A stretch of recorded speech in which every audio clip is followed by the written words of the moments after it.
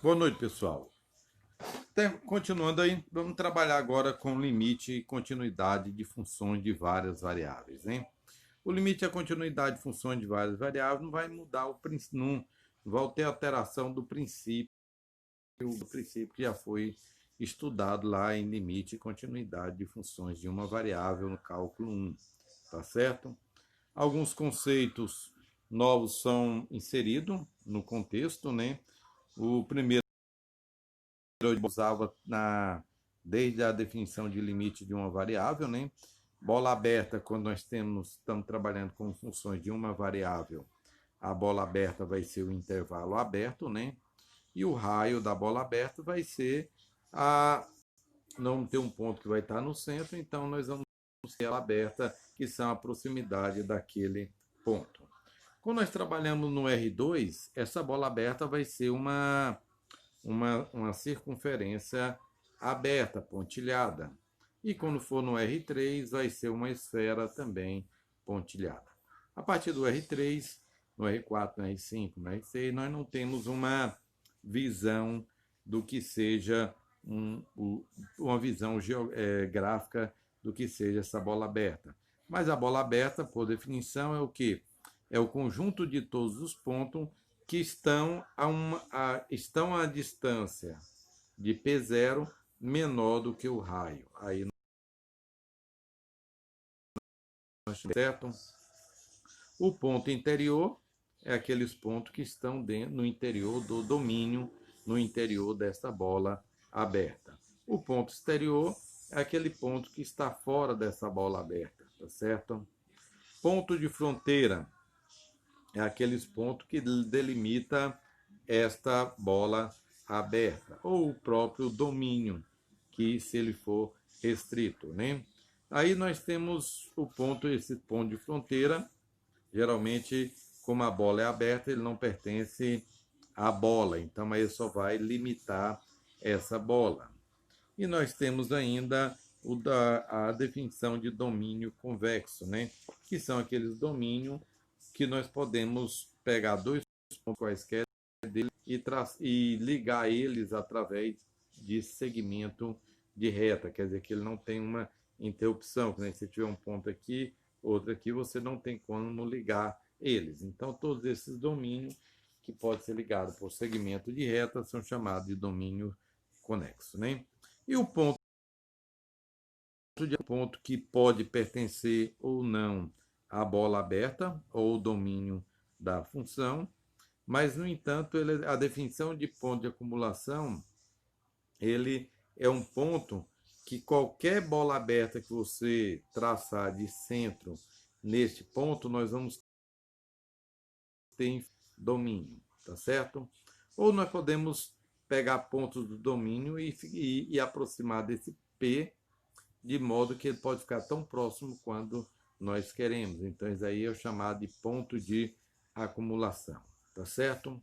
Quando nós estudamos limite de funções de várias variáveis, nós vamos pela visualização gráfica, geralmente nós trabalhamos com ele em duas variáveis e estende-se para N variáveis. O livro trabalha desta forma.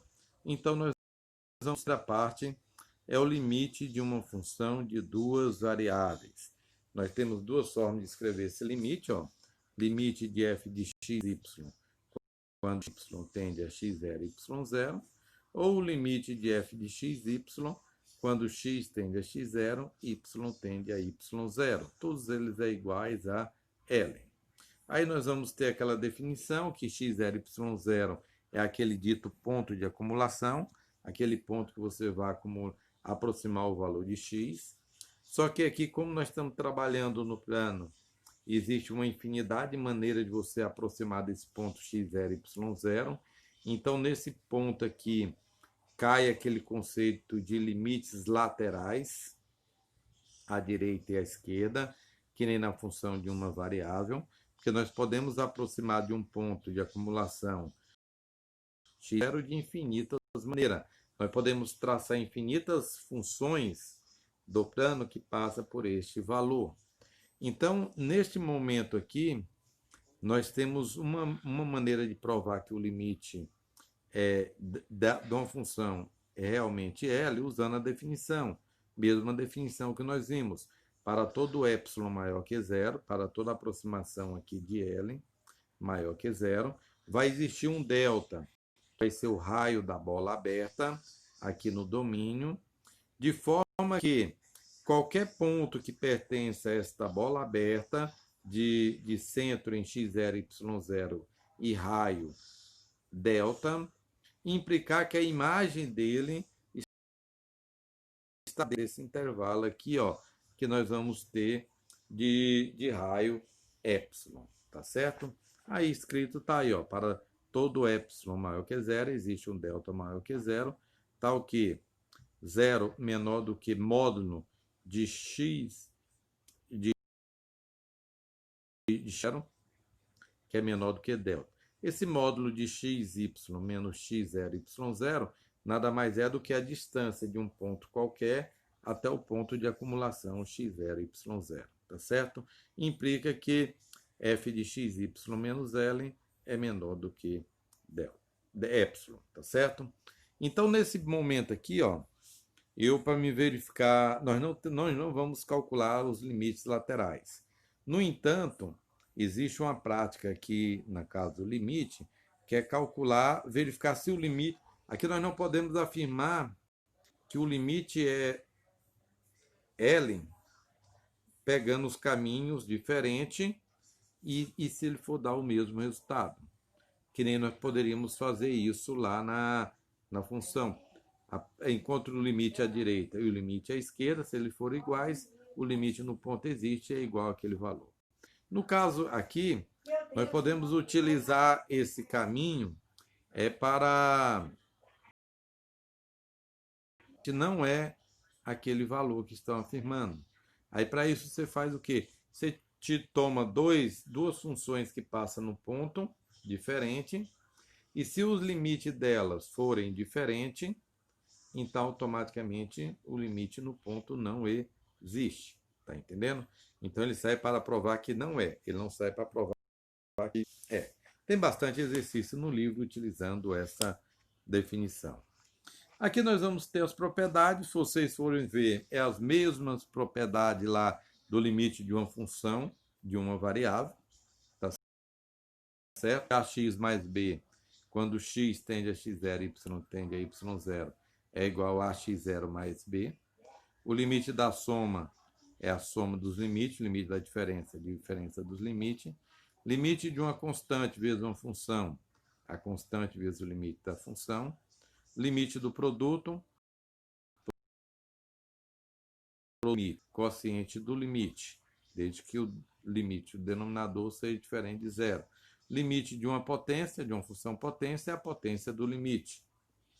Limite da raiz enésima, é a raiz enésima do limite. Limite do ln, ln do limite. Limite do cosseno, cosseno do limite. Limite do seno, seno do limite. Limite de elevado a f de xy é elevado ao limite f de xy. Eu não entrei em todas as proposições que tem dentro do limite, porque todas são semelhantes àquelas que nós estudamos para a função de uma variável. Tem limite da função composta, que é um exemplo que eu dei, que é a composta do limite. Então, nós temos várias outras aplicações, tá certo? Então, vocês têm condição de dar uma olhada e fazer os exercícios, né? O grande problema em limite, quando nós estudamos lá, foi quando o limite dá uma indeterminação. Quando nós encontramos, por exemplo, 0 sobre 0, infinito sobre infinito, 1 elevado a infinito, que lá depois nós trabalhando no limite de uma variável, nós aprendemos a tirar aquelas indeterminações. Aqui nesse momento, a indeterminação mal usada vai ser 0 sobre 0. E a maneira para tirar as indeterminações são bem semelhantes às usadas lá em função de uma variável. Então, o único entrave que nós vamos ter no cálculo do limite vai ser justamente esse daí. Lá depois, em cálculo 1, quando nós estudamos derivada, nós vimos uma regra lá chamada regra de L'Hospital, que nos permitia calcular os limites usando derivada, tirando a indeterminação. Então, a ideia aqui, vocês não vão poder usar derivada, nós não sabemos ainda nem derivar uma função com várias variáveis, nem vocês sempre se apegar a tirar a indeterminação. Aqui, geralmente, as indeterminações não serão muito difíceis. Então, aplica as propriedades.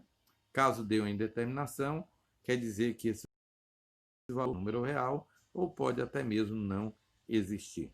Mas nós temos que afirmar.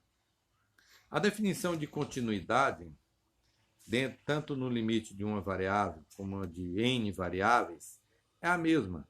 Quer dizer que uma função ela é contínua em um ponto, continua sendo, para ela ser contínua em uma região do domínio, ela tem que ser contínua em cada ponto dessa região. E uma função ela é contínua em um ponto quando o limite de f de x, y, quando x tende a x0 e y tende a y0, é igual a f de x0 e y0. Quer dizer, quando o limite for igual à sua imagem. Então, aí a função ela é contínua. Se ela for contínua em todos os pontos da área A, que pertence ao intervalo, ao domínio, então ela vai ser contínua em todo o domínio. E se ela for contínua em todo ponto do domínio, ela vai ser contínua em todo o seu domínio, tá certo? Aqui nós temos também, quando nós trabalhamos com continuidade, nós temos as proposições, ó. Quer dizer, se duas funções são contínuas separadamente, a sua soma, sua diferença, seu produto, seu quociente também são contínuos. A função polinomial em duas variáveis também são contínuas. A função racional é contínua em todos os pontos do seu domínio. Tá certo? E depois nós temos aqui uma abertura para a função de n variáveis. É o mesmo conceito. Nós não temos alteração, tá certo? Então, isso daqui não vamos ter o exercício para resolver, o 3.7, né? Página 91. Boa noite a todos.